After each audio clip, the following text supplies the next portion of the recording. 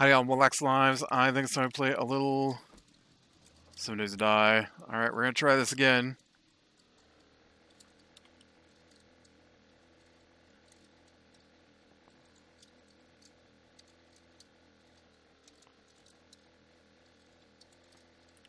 I gotta figure out how to aim. Oh, there we go. There we go. Yeah? No? Okay, I was wrong. Nope. Ah, I found it. Alright.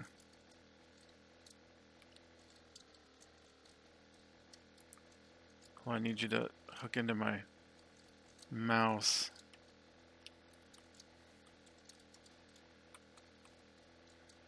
Alright, I think I can fly this thing now. So it's, for me, spacebar and C, which is what was throwing me off. C points me downwards. So we should be able to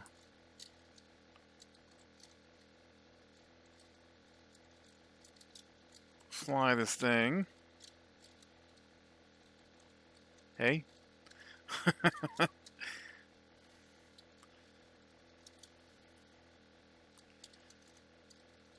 Alright, so let's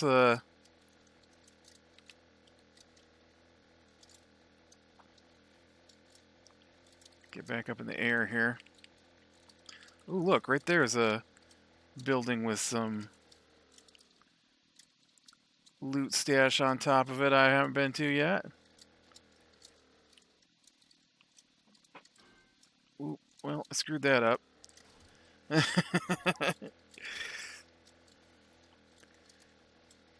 Come on, let's get back up in the air.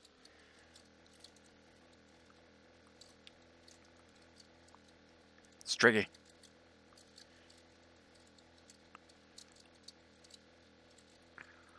It's tricky, tricky, tricky. Okay. Okay. Ooh, ooh, oh, no, you're flying past it. You're flying past it. Yep, there you go. There you go.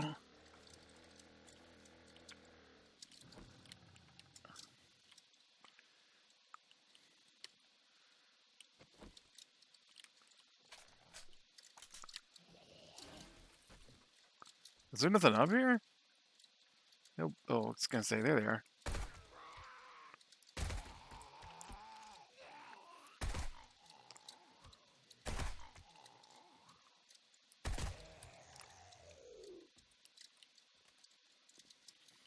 I was more expecting vultures and stuff, but I didn't see none of that.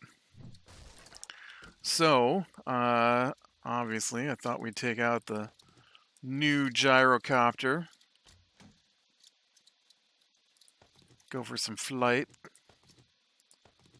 See what we can. What is that? An arrow rest mod.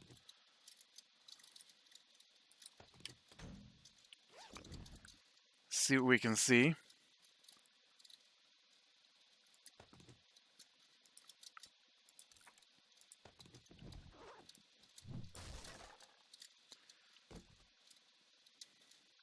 Since I can sorta land on top of buildings.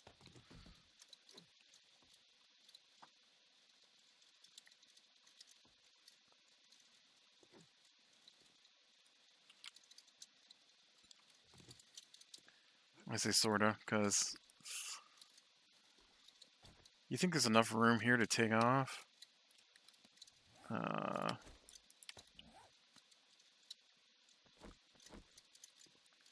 Oh, there's enough room here to put it down.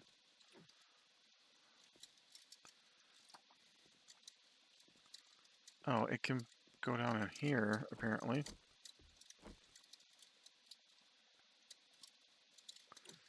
But not where I needed to. Alright, alright. We'll work our way down from up here then.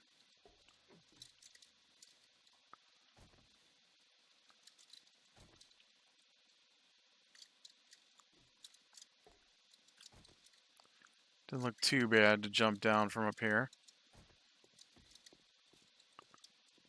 Alright, did that make you happy?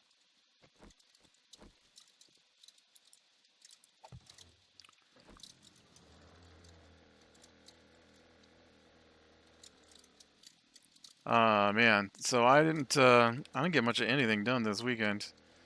I'm not gonna lie. I had quite the Friday. Let's put it that way. So normally on a Friday, I will mow the lawn. And we have a pretty big lawn, so it takes a few hours. And so they told me I would need to pick up the kids from school because they didn't have anyone to pick up their kids. So, and it had rained a lot the previous week, and our lawn tends to get muddy when there's that much rain. I am too high to see if there's a stash. Why are you falling out of the sky so hard? What are you doing now? This is not how you land.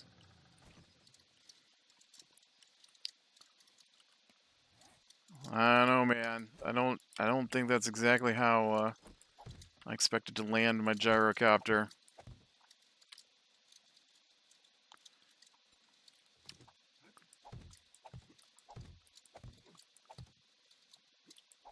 Let's see if there's something out here. So, I went ahead and started mowing the lawn. And I was, I mix it up on how I mow it from week to week, honestly. Um, because of the size of the lawn, I can't mow the entire lawn on a single gas tank. Uh, so I'm going to have to fill up somewhere in there. And so I'm always changing how much well, not how much, but where I mow in particular before I do my refuel. And sometimes I will just loop the whole lawn, which is a weird shape because there's buildings and trees and a driveway running through it, and so it's not. You can't just go round and round and round and be done. You know, there's a lot of this section and that section and this other section, and so I did one outline around the outside of the lawn after picking up everything that people had left in the lawn. And so I don't know if there's I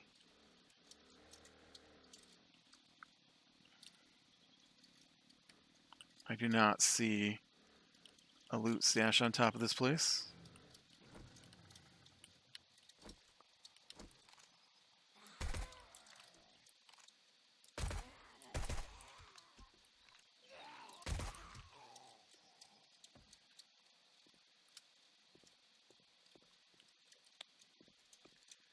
Nope, nothing on top of the hospital.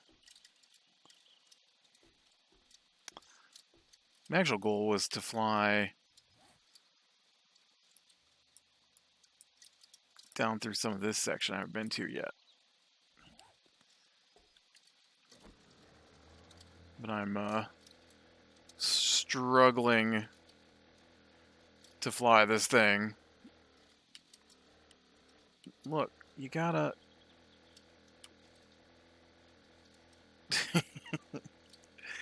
Turn it around, man. Turn it around. We're gonna go off this opening here. We're gonna try to anyways.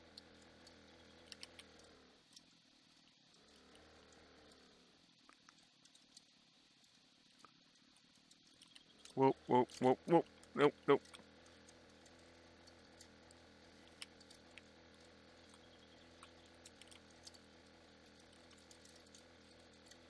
Okay, there you go. There you go. That's what we want to do. We want to fly south. So, I get all the way around, and way back at the beginning of summer, no, let me take that back. Way back at the beginning of spring, we were outside, and they were getting ready to go camping, and so we got this spot behind our garage where they keep junk, basically, at this point. And so one of the things that gets dumped back there a lot is trees, like big branches and stuff that they're going to cut up for firewood. Air quotes. You can't see the air quotes that go with that. And so I was getting ready to mow the lawn, and I saw that they had pulled a whole bunch of stuff out from back there. And they said, oh, we're going to clean this out. It needs to be cleaned up. I'm like, uh-huh. So how about you put it back so I can mow the lawn? And then when you're ready to... Oh.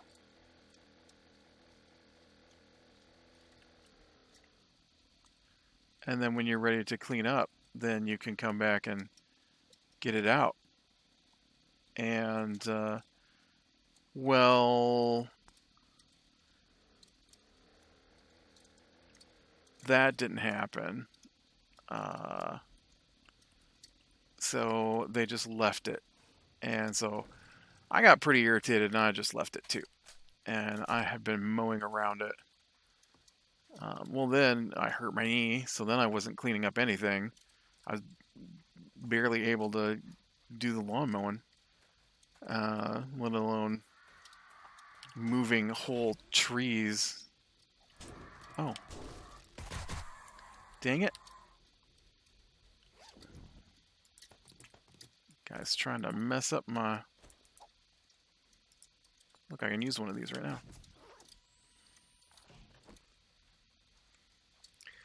And so... so I finally cleaned that up. Well, they had a fire. And here's the thing. The fire is so irritating to me. We burn because we live out in the middle of the country. There's not really a lot of recycling in the area. They will take certain metal products and your electronics, but they won't take much beyond that. Like, you can't take in a stack of paper. They won't really take it. You can't take in your cardboard boxes or stuff like that. Plastic, none of that stuff. So the cardboard and the paper usually goes into a fire a couple times a year. And, or if we do a bunch of brush, right, clean up some trees or whatnot, then that goes into a big fire. Except that they always come out and tear it down because, they being people in my house, because there's a right way to make a campfire, and my piles of brush burning do not formulate to their perceived perfect campfire structure. Which would be something if I was trying to make a campfire, but I'm not. I'm trying to just burn up a bunch of stuff as fast as possible. And so what ends up happening is they pull it all off the fire, and then they go and they get wood, and then they make a little campfire. And then they throw a couple of things on the campfire, and then they wander away. And then that's it. And then this stuff is just lays around the fire until I clean it up. I hate it. So they broke a bed, a wooden bed, like press board, and we're going to break it up and throw it in the fire. And so that's what they did. But they also went and got more wood to make a campfire, and so parts of the bed that they're supposed to be burning are still laying around and didn't make it into the fire, but they sure did cut up some wood to make a campfire again.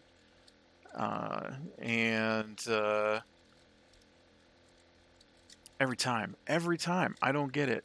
And so all that was left behind the shed finally was a single tree. So I moved it. put it back in the pile where it was originally, since apparently it could get yanked off but not cleaned up. And oh no, oh no, oh no, come on, come on.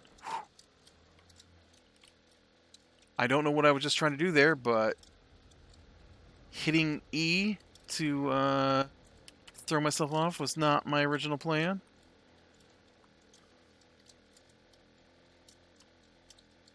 It's really smoky down here. So anyways, so when I got around to that spot where the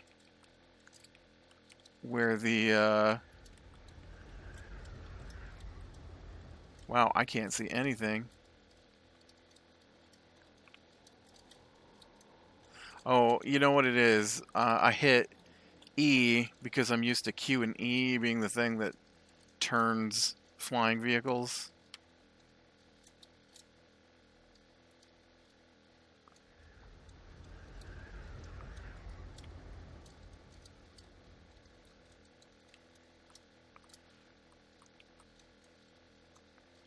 And so anyway, so I mowed around, and I had mowed through that spot a couple of times.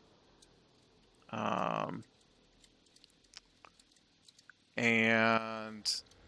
I don't know, when I got back around to it, the blade, or not the blade, the belt on the mower deck just snapped, which I had not happened before. Had not had happen before. Not sure what I just said there. And so I thought it had just popped off. I thought I'd hit too tall a grass and it just popped off.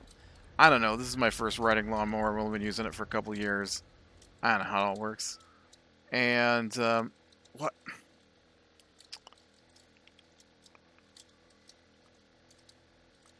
And so I drove it around next to the main garage because we have two. One's like an outdoor workshop shed thing where we keep the lawnmower and snowblower. And okay, I can't lift off here. Thanks, Buzzard. I was doing really good until you came along and knocked me off course. And man, this story is going so slow. So anyways, so I go get my nephew because I can't get down on the ground with my knee. It's still, kind of messed up. And so it's getting there. It's just not there yet. I definitely can't put weight on cement on my knee. Oh, I don't have a thing, and I don't have any. Oh, I do have grass. Okay. So I go get my nephew, my older one, and he comes over and starts to look at it, and he's like, "Oh, well, this is broken. This is not loose. I thought it had just come off its track or whatever." And so we went back to town and got a new belt, and he came back and he put on the belt. And so I started up, I took it around, ran fine, and then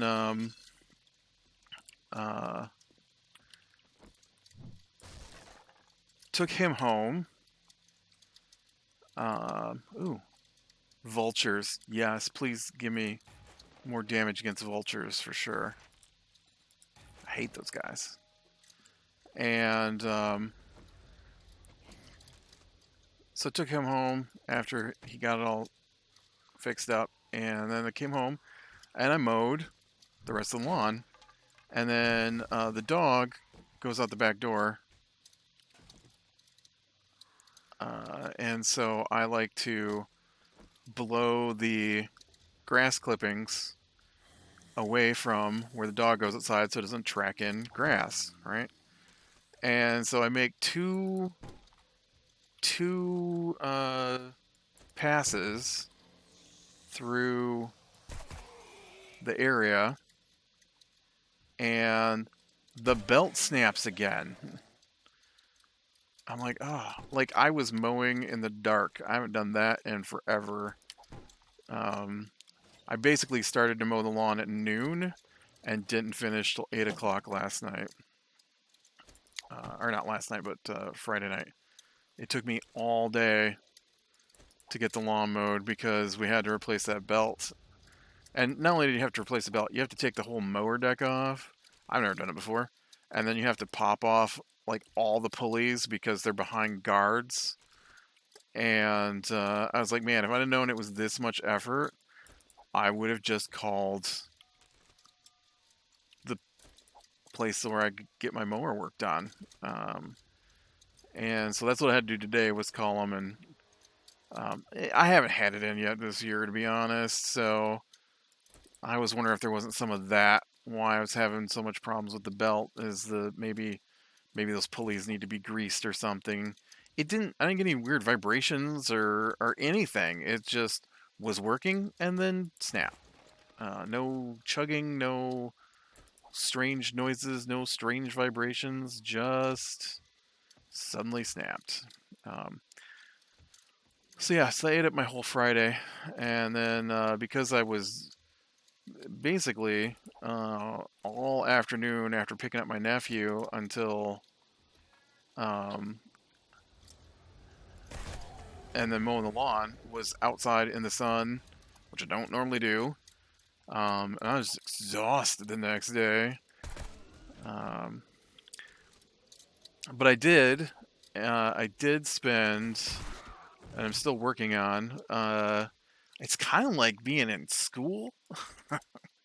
It feels like I'm back in school, and I am attempting to um, learn the Starfinder game, which I thought was way more like D&D than it actually is. Um, I mean, it might be like old D&D that I do not play, but it is not as close to the type of D&D that I do play. Now we got the starter box for it, and the starter box is a rules light version that does play like D&D. So I feel like it's a little shady marketing maybe, because they do not include a lot of the stuff that's in Starfinder that's different than D&D, 5th edition D&D that I play. Um, uh, Jeez, cats must be outside. I don't know what's going on. And so so I've been taking notes and stuff, trying to figure out how it's different than what I'm used to. And the rule book, first rule book is like, ooh, I do want to stop at this gas place here. Is like almost 600 pages. Ooh, ow, that's a hard landing. My cat is right outside my window. It needs to shut its yap.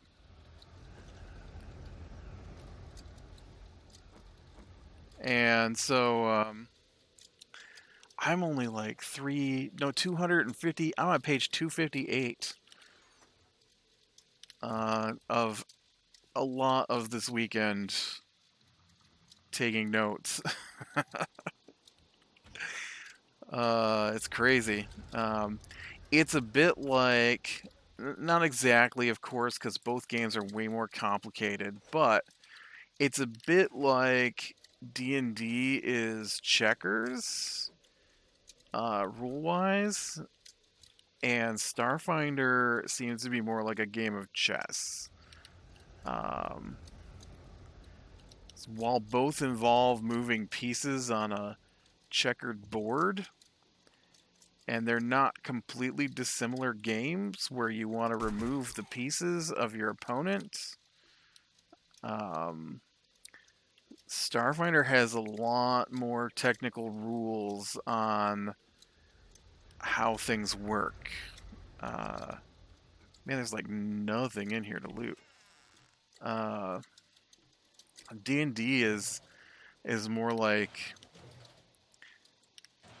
and they're so similar too. Like Starfinder is based off of an older version of D&D, and so I thought that based on the starter box that we tried out, that it would be really similar. I mean, it's similar, it's similar, but like I said, it's similar in the way that both checkers and chess you move pieces on a black and white board, um, or whatever color your chessboard happens to be, checkerboard. Um, but yeah, it's like for example,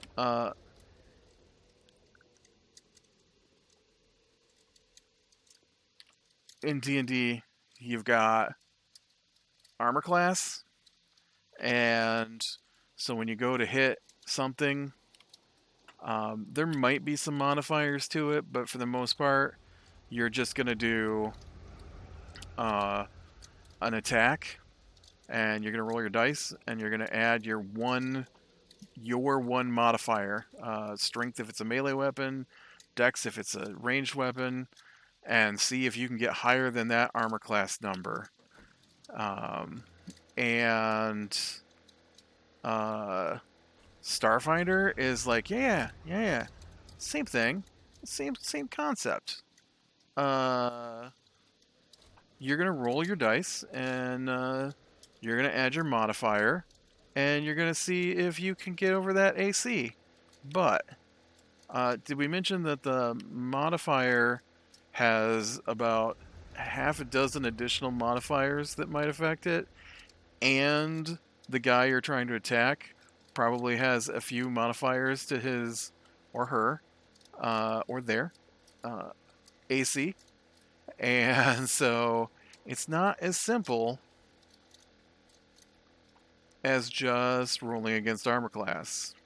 I mean, it might work out that a lot of the attacks are just rolled against armor class. I don't know yet. We haven't played yet, but I see a lot of things like if you make an attack, you can take extra defense, or if you move extra, you might have less defense, or maybe it's smoky and there's more. That is not a rule in D&D right there. It's smoky.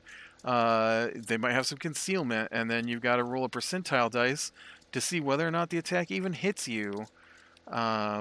Or maybe the weapon is got multiple attacks, and but the attacks will only apply to enough people that you have damage for, and not or ammo for, and not all the people in the path of the weapon. Or just all sorts of crazy rules like that. Um, so it's a bit more complicated. I think I've only got one more real section I need to look at for characters, which would be conditions, and then I've got to figure out how spaceships work, because the campaign that I want to run, they start off with a spaceship, and I do not understand the spaceship rules yet. But all right, with that, I'm going to call it a day. So be better than the small things, lean to the light, and I will talk to you later.